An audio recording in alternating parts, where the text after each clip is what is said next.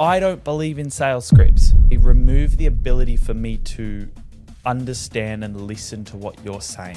I believe in you training the skill set around being able to sell and being able to communicate. They make me think about the next question that I have to read rather than listening to what you've said and asking a better question based around your physical scenario. The opening of the call is by far the most important part. If you can open a strong call and it's a warm lead, it's going to be obviously very good. This is how I sell without knowing the industry. This is how I sell without knowing anything about the prospect, about knowing their goals, without knowing anything, because I get to feed it off the person who's on the phone. If you are in lead generation, you're a marketer and you want to know how to educate your potential sales teams to improve, or if you're in sales, this is the podcast for you today. Welcome back to the podcast, guys. I'm very excited to be here. It's a new year, it's 2025, and this is a first podcast of the year, first time getting the camera out of the year for the year. I had to basically get a cloth out and wipe the dust off the top of the camera, which is not a good way to start a podcast, but that's okay. I've taken a bit of a break over the last 2 months. Coming into the end of the year, we've really been focusing on growth. And naturally with that, we've taken a bit of a step back on our content, but that's okay because we're coming back into today's episode with a bit of a chat around sales. Now, sales isn't, as you guys know, something that we do proactively talk about. We do try to keep the lines of communication open for marketing and digital marketing, and specifically lead generation. The reason why we're going to get to start to talk a little bit more about sales is that we're all in it. We all need to be able to sell ourselves. We all need to be able to sell. Business doesn't start until a sale is made. And for a lot of what we do and for a lot of our clients, selling is the number one factor to the success and the defining factor to success. So one of the big things that we've had on the books this year is a lot of our clients across all of our coordinators talking about sales is the number one thing that they want more assistance with. So I'm excited to announce that we are going to be adding sales to our podcast. We're going to be adding it to the blogs we put out there. And we're actually going to start going live. Everyone get ready for it 3 times a week for our community, doing basically the foundations around selling. And just basically any questions that we need mainly for our clients, but around assistance with other appointment setting, sales closing, and then basically being able to run a sales team. So all of the KPI tracking, all of the Excel sheets that we typically use, and all the data management that sales teams need. But guys, today's episode, let's not get too sidetracked around the fluffy stuff. We are here to learn, right? We're here to improve ourselves. If you are in lead generation, you're a marketer and you want to know how to educate your potential sales teams to improve, or if you're in sales, this is the podcast for you today. Now, what we're going to be covering off is initial calls. In the traditional marketing we'd call marketing, which is cold calls, and not specifically cold calls, but the initial appointment setting calls. Now, this part of sales is something that I've had a great deal of experience with. And what we're going to cover off today, just to put you guys all on the edge of your seat, we're going to actually be talking about the call and the script that you should be using. I'm going to give you a framework and some questions today. You're all going to get this. So if you go down into the link below, there is actually access to the script that I'm going to be going through today. Now, this script has worked not just for my own company in generating well over $1 million in sales, but it's also worked in every company we've worked with. So this foundation, this framework, we've not seen a business that this kind of appointment setting and initial qualifying call doesn't work for. So one thing I want to preface before I get into it, I don't believe in sales scripts. So if you're a sales manager, if you're a salesperson, and whoever it is you work with goes, you need to have a sales script, you need to follow it to a T. I don't believe in sales scripts. I believe in you training the skill set around being able to sell and being able to communicate. A lot of my coaches in the early days didn't have sales scripts. So they sell by listening. They sell by asking the right questions. Now, what I do believe in is practice and role play. So when I give you this framework today, what I want you to do with it is I actually want you to practice it, and I want you to take it away and learn the questions that are there, right? Now, the questions we're going to be giving you today are really down and are broken into, and it's a script that's a little bit different. It's broken into the psychology of the 4 buying types, right?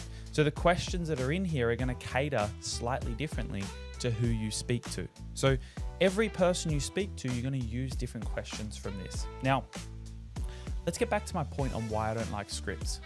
I don't like scripts because they remove the ability for me to understand and listen to what you're saying, right?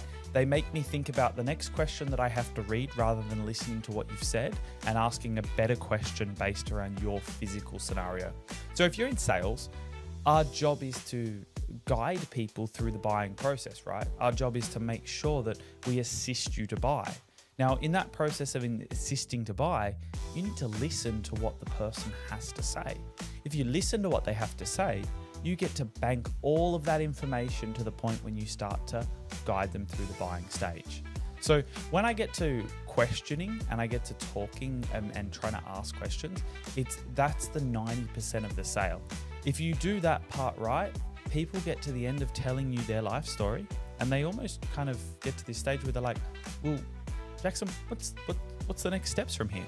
Now, that doesn't happen all the time, but if you follow this process that I'm about to show you today, then naturally it's going to get better and better and easier and easier. All right, now let's get into this really quickly.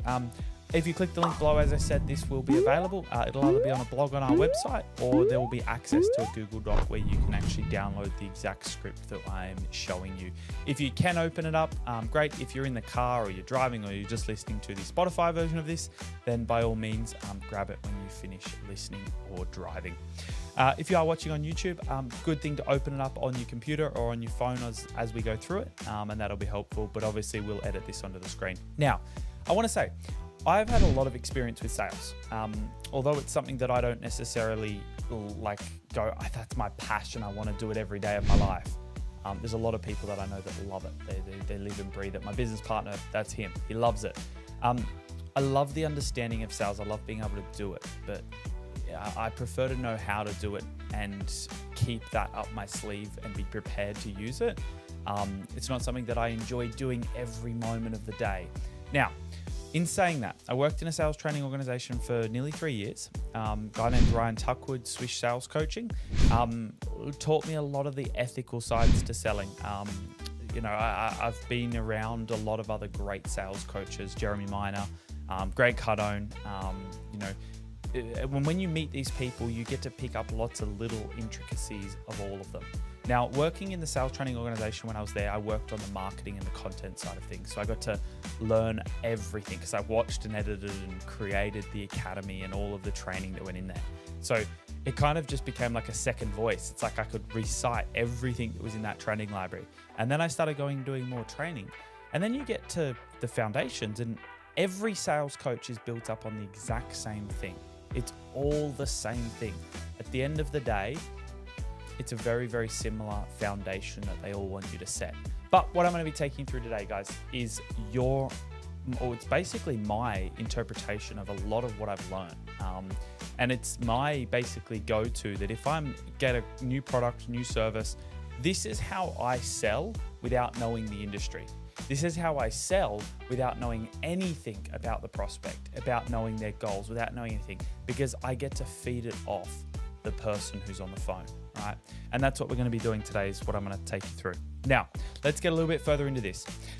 Open it up. Let's get into the opening. We're going to start off with the opening of the call, and then we're going to get into the actual frameworks and structures. Now, I did say to you, this call is going to actually break through the personality profiling, and it's going to show you different types of questions that you should ask based on the personality profiling. Now, if you've never done DISC personality profiling, that's basically like the more dominant people, more task-oriented people, or your more family people, slower, reserved people that like the fluffy stuff, people that like to talk about the how you feel, the how this is going to make you feel, what's the weekend like. The little things, the intricacies that make them tick are completely opposite to someone like myself that's very task and results driven. Okay, so let's get into this. Now, the opening of a call.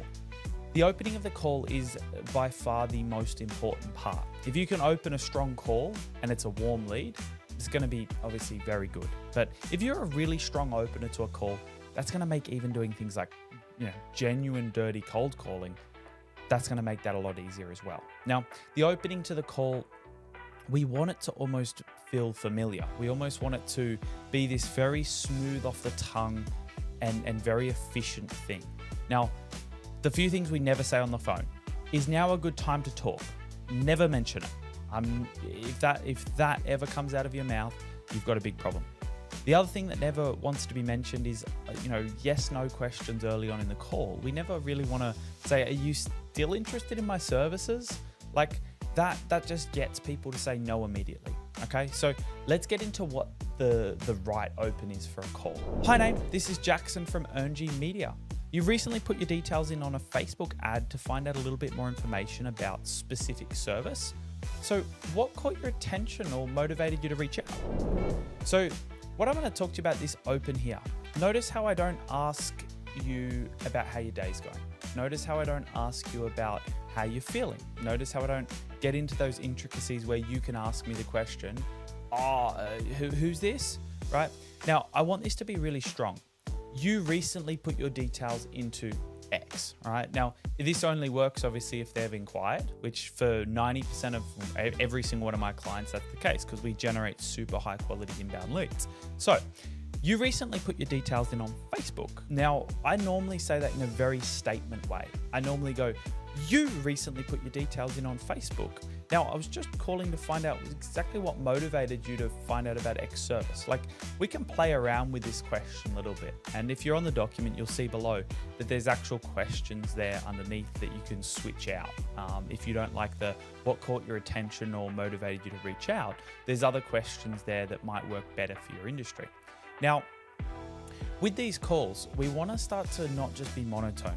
It's not, hi, this is Jackson from Earng Media. You recently reached out on Facebook. It's not that, right? So we would normally stand up for something like this and we would go, and I'm going to fill in a name here. I'm going to just fill in a name. Bill, it's Jack here from Earng Media. Now, that's like a very direct, Bill, it's Jack here from Earng Media.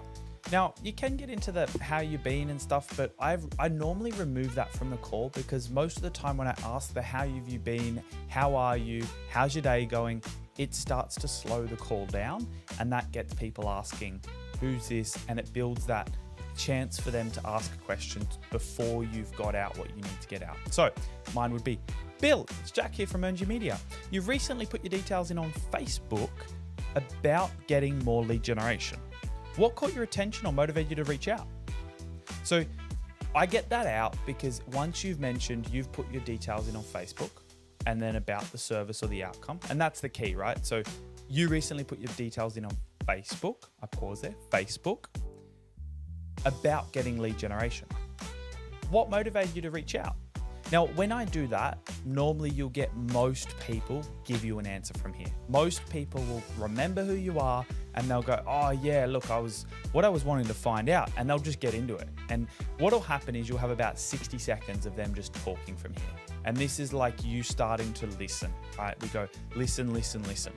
Some people might go, oh, who's this? Sorry. And you go, yeah, no, look, that's okay. I'm just reaching out because you put your details in on Facebook about getting more leads for your business or whatever your service is, getting more leads for your business. So I just was calling just to sort of get a bit of a foundation and a bit of an understanding of what it is you were looking to achieve, right?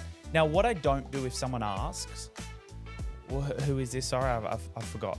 I don't repeat who I am. They're not asking who I am. When someone says, sorry, I actually don't know, I've forgotten.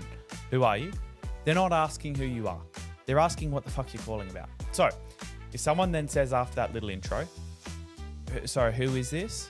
It goes, that's perfectly okay. I'm just reaching out because you put your details in on Facebook a few days ago about getting more lead generation set up in your business. So, what specifically were you looking to do with leads in your business? Or I'll ask a different question to the original one. Now, they don't want to know who you are. They don't want to know the business name. You might repeat it, but it's not like it's Jackson from Earng Media and then pause. That's the worst thing you can do. And that's what most people do. So let's go through this. Hi, Bill. It's Jack here from Earng Media. You recently put your details in on Facebook to find out a little bit more about lead generation. So what motivated you to reach out or caught your attention? All right, that's our intro. From there, they will normally talk for about a minute. I've found that they talk for a minute. If they don't talk for a minute, they don't ask or they don't open up or they don't tell you anything and it's like a one-word response, that means they're probably more of a dominant personality type. They're a very direct person, right? So this is the gauge where we can start to open up. Who are they? Are they going to tell me about their day, their weekend? Where were they when they made the submission on Facebook? I was sitting on the lounge scrolling through and my dog was laying on my foot. Like, we can start to pick up what kind of person they are. Now, based on those questions, as you can see on this document below, we have the next alternative questions, which are questions that we should really fill in throughout the call. Insightful discovery, empathy and rapport, goals and aspirations, and contextual understanding. Now, these questions we mix around based on the kind of person we're speaking to. If I'm talking to a goals person, or goals like a direct person, I'll normally go and sort of start to fill in questions that are very more goal orientated, like results and goal orientated. But these questions below are about you practicing and testing what you feel gets the best response from people. So I'll go through a few here. Was there something specifically you were looking for help with? Right? Now, these are your initial questions that you can trade out for that, what motivated you. Now, as we go down, the empathy and rapport. What's been the most pressing issue for you and your business lately, right? So it's slightly different ways of asking a very similar question, because a lot of the time we can get a very different answer. It opens someone up a different way. Another one here, what's been your biggest struggle when it comes to a specific topic, all right? Now, these questions here is where you get to practice. So download that part there on this, and then we're going to go into a bit more of the structure of the call after this. Now, the reason why we practice and we look at changing these questions around is you will get different results from each question. So let me play another one here. So what are you hoping to achieve or change with the support you're looking for? Like, these questions here are designed about trying to get a different response. So see here, the two previous questions were, about a sort of like a negative. It's the struggle that you've had. What's the pressing issue? Then you've got the goals and the aspirations. It's asking a very similar question, but it's like, what are you hoping to achieve, right? Now, there's other ways of saying it, and this is why this works, because it's all about who you're speaking to. If you could wave a magic wand and fix one thing about your business, whatever the service is, what would it be, right? Now, these questions here, as you can see, they're about you practicing and getting a feeling of how does that respond. Now, that particular question there, when I've asked it in my business, I've gotten a lot of success from, because there's a jovialness to it. It's not this formal, like, what do you want to achieve, mate? Like, there's momentum from it. And sometimes it's those little questions that you'll get the feel of, and it'll make a huge difference. All right. Now, heading past this, what's the actual goal of asking questions? I mean, we're asking questions because we want to get some sort of response. We want to get some sort of answer out of them. Now, when we get that answer, what are we looking to do with that, right? We want to listen. Now, most of sales is active listening, right? Now, when we're actively listening, we get to really understand the feeling that probably comes with them explaining this. We get to understand the emotion that's probably going through them when they explain it. Now, we get to understand their position, their pain points, and exactly how we should be approaching the selling or pitching of our product. Now, I never talk about our product and its features or its benefits until I've asked you what you've done in the past, until I've seen what you want to achieve, right? Now, it's kind of like playing a game and, or playing scissors, paper, rock, and then knowing that the person's going to play rock. And then you go, well, obviously, I'm going to do what's going to beat you, right? Now, that's a little bit like sales. If I have a 10-year guarantee on my product, I don't just start blurting out on the call, we've got a 10-year guarantee and we do this and we do that. Because if the person turns around and says, the last person I spoke to that did a terrible job and their product was terrible, said they had a 10-year guarantee, you're actually breaking the rapport on the phone, right? So when we do sales, let them talk. Let them explain the situation. Because if you ask the right questions and you let them explain and you let them talk, what'll end up happening is they'll say, I spoke to this salesperson 2 years ago and I bought from them. I paid $5,000. They told me they got this 10-year guarantee. And when the product was broken in 6 months, I called them up and they never refunded me. They basically just left me to fend for myself. Right. When you hear that, all of a sudden you're like, I'm not going to be that salesperson. I'm not going to say the same thing he did, right? Because you know that that's going to just break the rapport that's there. So we appreciate it. Hey, that must be really tough. I appreciate that that's happened to you. And look, I really want to find a solution for you. So, and that's that kind of consultative sales. It's listening and making sure that you're able to help assist them to buy. Okay. I hope this is making sense, guys, but let's get into the actual structure here. So step one, the initiation of the call. Step one and step two.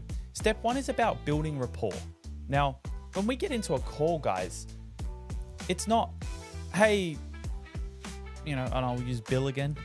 Hey, Bill, you asked me to call you back last year. Are you still interested? It's not that, all right? It's, hey, Bill, we spoke last year, mate, and you asked me to give you a call back. But before I get into the reason why I'm calling you, how's your Christmas? Do you have a good New Year's? Like, that little bit that we add there will make a huge difference when you're doing something like a callback, right? The other part of it could be is, hey, Bill, mate, we spoke a little bit last year and you asked me to call you back actually at this time. But before I get into why I'm calling, how's the year started for you? You got any big goals for the year? Right? By doing that, we can already feel the difference between that versus, hey, Bill, you asked me to call you back last year. Are you still interested in buying these services? Like, Bill's obviously going to say no, right? Versus me coming in and saying, hey, Bill, what are the goals for the year? Like, he's going to start to talk. And when he starts to talk, I start to gather information. Now, what happens when Bill says to me, it's the start of the year, and what's his goals? He goes, oh, it's dead slow at the moment. Oh, I'm really struggling. I can't get any momentum. And then I go, awesome. That's why I'm calling, right? We're still offering lead generation, right? So if you're really slow at the moment, how about we have a sit down and work out what the best solution is going to be, right? So sales is about asking the right question so you can, give off the right answer. So heading into the start of the call, it's always about building rapport. Now, building rapport isn't asking how someone's day's been. That's not building rapport. Building rapport is making them feel a little bit like special on the call and that you care. So that building rapport part comes a lot into the tone you use, the familiarity that you can build. And it's about the way and the reason why you're asking the question. Like when I'm doing a callback call, that's why I ask and say, how's the year started? You got any big goals for the year? Right? I ask that because then they're going to answer what I want them to answer, which is, are they busy? Are they quiet? You get some people be like, I'm flat out. It's amazing. We've had such a busy start to the year. Now, already I'm not going to just go into that and be like, oh, well, if you're busy, then you should buy leads so you get busier. People aren't going to resonate well with that, are they? Right? So we use these questions because it's going to actually give people a lot of momentum to actually, for us to use that momentum against them later on in the call. All right. So heading into the first stage, the first 1 to 2 minutes is really about building rapport and getting the initial understanding of who they are and what the hell's going on for them. So asking questions like, what inspired you to reach out about X service? Or what inspired you to reach out about getting some lead generation? Or may I ask, what actually caught your attention about getting these results? Like, these questions are about that opening up. Now, that opening up is one question, and then they'll talk for about a minute, at least a minute, right? Now, if they don't talk for about a minute, it just means you've got to narrow further down on something they said. So they'll say, oh, yeah, look, we've just tried tons of agencies, just had no luck, so yeah. And then you go, oh, well, look, I'm really sorry to hear that. What was the goal that you had with those agencies? And then we're back on letting them continue to expand. And that's that initial rapport building that we start off with in a call. So that's the two options. They either talk and give you everything you need to know off the start, or they only talk for 10, 15 seconds. They give you little bite chunks, and then you ask more questions based on what they've said. All right. Heading into step two. Step 2 of an initial outreach call is the understanding of their situation on a deeper level.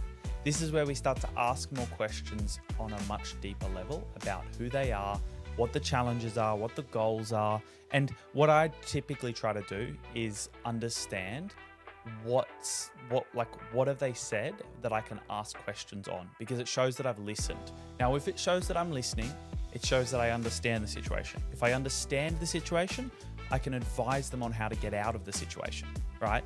If I don't use any information they've given me and then I start advising and they don't feel like I've just listened to what they've said, it actually just makes them feel like you're not the right person, especially in a consultancy kind of way. So the next set of questions should go for about 2 to 5 minutes. So you should be about, 5 minutes into the call by the time the next section ends. Sometimes it can be longer with someone who can talk for a while. All right. The questions here are things like, can you tell me a little bit more about your business and the challenges you're currently facing? Another question, what are your biggest concerns when it comes to getting lead generation set up? Have you tried any strategies or solutions in the past? And if you have, what worked out for you? What went well? Right? Last one here. How is this issue currently impacting the day-to-day operations or the finances in the business? All right. Now, these questions here, you can already understand it. They're coming from the trying to pull out the negative feelings approaching it. But it works really well, right? Now, I would tailor these questions based on what they've said, right? Now, where it doesn't matter who you're on the phone to. If you sell mattresses, it's like, so what's negative about your current mattress? Like, I'll redo it for mattresses. Can you tell me a little bit about your current mattresses and the sort of the challenges you're facing? Are you having back pains? Are you waking up sore, tired? What is it? Right? So that's mattresses. Same question. What's the biggest concern when it comes to your current mattress and getting a good night's sleep? Right? So it's the same thing. If I move this to like a NDIS industry or a caring industry, right? Can you tell me a little bit about your current carers and what are the challenges you're currently facing with them? All right. I'll do another question. Have you tried any current carers at the moment? Like, what's the situation in the past? Like, what's happened with them in the current time? So we can use these questions, and it's really about, if strategies is the wrong word, then we change that out with your service. If the service or business is the wrong word, we change that out. But these questions here, asked properly, will open the person up. Now, they might sound like a sidetrack question. It might be like, I don't need to ask that. It's pretty self-explanatory. If you're looking for a mattress, probably because your current one's bad, right? We don't ask it because we know the answer. We ask it because we need them to explain it. We need them to feel heard. That's why we ask it, okay? And it also gives us a little bit of that information around the negative side. Now, once we've gone over the situation of where they want to move away from, right? This is pain, right? They want to move away from the pain. We then want to move towards the goal. Now, moving towards the goal is where we start to go outcome driven. So the next 2 minutes of the call should really be using the pains that they've said, which is things like, when they say a problem, you want to then take that and say, because you mentioned this before, what do you want to move towards, right? So it's about bringing those pains back forward so that they remember that you understand where they're at. And that's important as well. So we go into identifying the goals and the pain points. Now, the goals is the main thing here. So the kind of questions we're going to change and start asking is, what would a successful outcome look like for you and for your business in this scenario, all right? If you could address one major challenge right now, what would it be? These again are just the kind of starter questions that you want to be asking. At the end of the day, the flow of a call should be that you are understanding and consultatively taking them through the process, all right? Now, guys, have a read through the rest of this document. The next step after that is going into present the solution. Now, presenting the solution is key. Once we know enough and they feel like they've shared their story, I'll even slip in a little question like, hey, before I kind of go in and show you like what we would recommend you here, is there anything else further that you feel like you need to share or need to have me understand that would help me better advise you on what's the best solution? All right. Now, questions like that, you can speed it up if someone's a bit more sped up, but sometimes people don't understand the purchase of what we do for someone. You know, they're in over their head, as some would say. Now, that's why I slow the call right down, because I want them to make them feel comfortable. But you could go into, but before I go into some solutions around what you've shared with me, is there anything else you feel like you might have missed that's really important to share so I can get you the best solution made out? Right? Now, that's the last question I ask. And before we start to get into what we call like your close on the call, or before we get into presenting some sort of solution. Now, we at this point should not really have shared too much about what we do. This should all at the moment be what the client has mentioned. Now, if they've asked us a question like, hey, what do you do? Or what's your price? Or hey, that's such a great question, and I'm so glad you're asking it. It shows how much you understand the importance of getting this action in your business. But I'm gonna go through that in a moment with you. I just had one more question, and then we ask the question we need to ask, right? So I normally delay it until we get to this point and they've shared as much as they need to share, all right? I'll then ask the question before I offer the solution. Is there anything else that you feel like is important to share so I can get the best solution in front of you? All right. Once they've done that, there's a few different options for your sort of solution presenting. First one here, from what you've shared me, it sounds like, getting lead generation would be a great fit for you and then we tie it back to one of their pain points, right? So you can see this is why we need to ask those pain point questions. That's the first one. So let me change the industry. From what you shared, it sounds like, getting a new mattress, a higher quality mattress would be something that's the right fit for you. Because you mentioned before the last mattress you bought is causing a lot of back pain and stuff like that. Now, the solution on an appointment setting call, super important. The solution on an appointment setting call is not, it is not to make the sale. The solution or pitch the sale.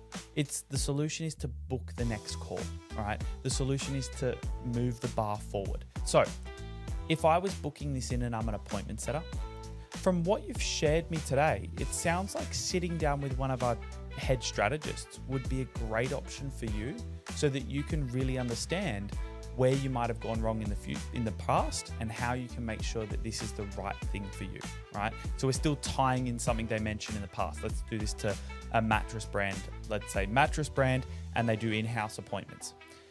From what you've shared me, it sounds like having a specialist come out and sit with you to take you through all the mattress options would be a great fit, just to make sure that, just like last time, you don't waste any money on a mattress that's not the right fit or that causes back pains. Does that sound fair enough or sound sensible?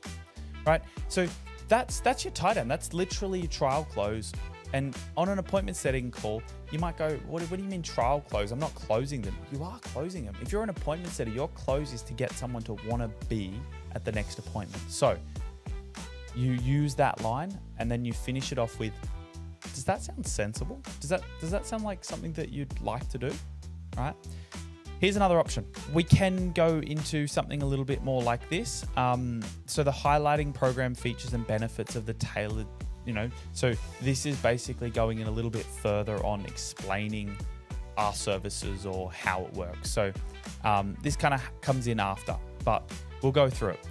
And I'm going to fill in the blanks here, but our specific service focuses on key features which helps you specific outcome. So this is where we start to fill in this and see how it flows. But our lead generation services focuses on, making sure you generate high quality leads, which helps you with growing your sales, right?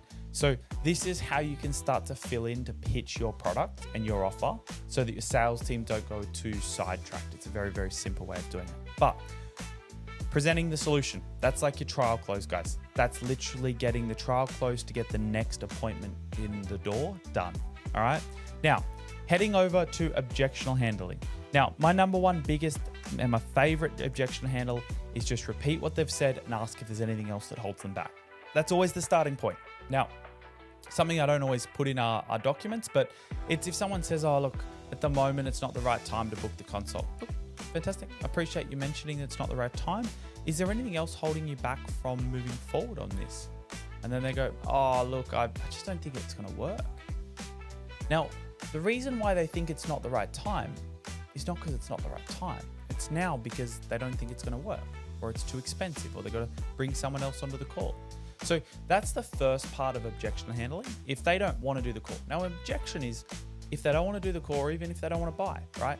Now, if your call is an appointment set, your job's to get them to the appointment, right? So your objections would be appointment-based stuff. Oh, I just don't want to spend the time, whatever it is. All right. Now, that first bit is to understand what's the true objection. I don't want to handle that you don't think it's the right time if the real objection is that you don't think it's going to work or it's too much money, all right? Now, heading into these questions, there's different options there for you to read through. Now, asking for the commitment, this comes in before you book or make the final decision. This is where you actually, this is your clear call to action, basically, all right? Now, based on what we've discussed, do you feel that this is the right step to book in this call, to make this commitment, right? Now, this is like your tie down after they've said, yep, let's do it, all right? That's how I use this. So step 6, that's this call here, all right? Now, step 7, outline the next steps. Now, this is the final bit from an appointment setting stage.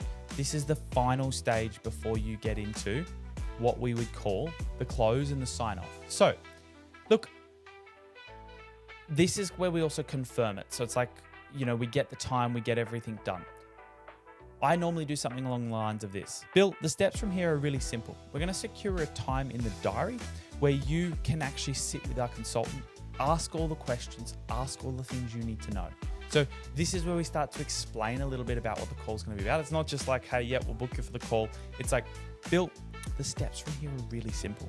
What we're going to do is we're going to sit you down with our consultant, and he's going to take you through all of the questions you have and get it properly answered, right? So it's the ruling, like making them feel like this is the right decision and making it sound simple to go through the next steps.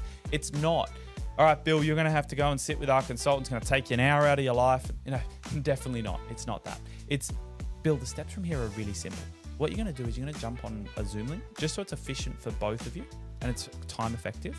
And we're going to go through all the questions you have. All right. So Bill's now thinking, and it's tying him into this is going to be a really efficient and easy process to go through. Okay. Now that's the appointment setter call, right? That's the framework we have here.